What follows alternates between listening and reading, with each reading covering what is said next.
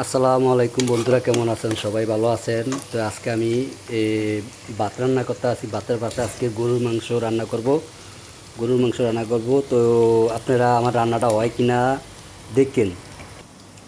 তো এখানে এই ধনিয়ার গুঁড়া আছে, হলুদের গুঁড়া আছে, মিক্স মশলা আছে, মরিচের গুঁড়া আছে, লবণ আছে,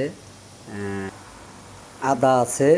তো তো প্রথমে আমি পেঁয়াজটা একটু ভাজি করে নিলাম, ভালো করে ভাজি করে নিয়া। তো এখন একটু আমি হালকা পানি দিব। হালকা এই যে পানি দিতে আছি,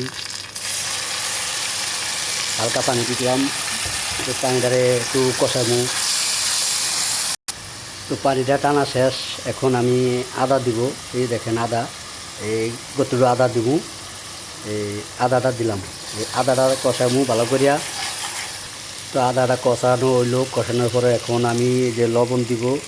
লবণ যার যত পরিমাণ লবণ লাগে সে সেতুরু দিবেন। তো আমার যতটুকু লাগছে আমি দিয়া লইছি, বাস লবণ দিলাম। লবণ কষানো হয়েছে। এখন এই যে হলুদ দিতে আছি, এই হলুদ যার যতটুকু লাগে ততটুকু দেন, দিয়া বাস হলুদ দিলাম।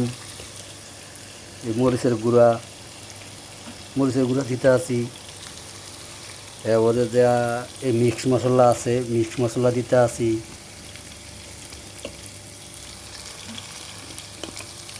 এই ধনিয়ার গুঁড়া দিতে আছি।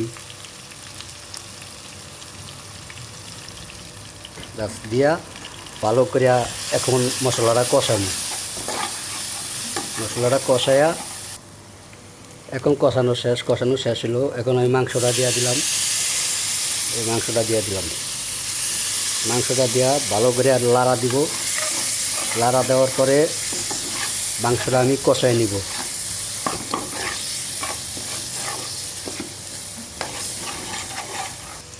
তো আমার মাংস কষানোর কাম শেষ। এখন আলু দিয়া দিলাম। আলু দিয়া আলুটারে ভালো করে লাড়িয়া নিলাম। আলুটারে কষায়া আমি পরে জল দিয়া দিলাম। তো আপনাদের কাছে রান্নাটা কেমন লাগলো? যদি ভালো লাগে একটু কমেন্টে জানায়েন। আসসালামু আলাইকুম।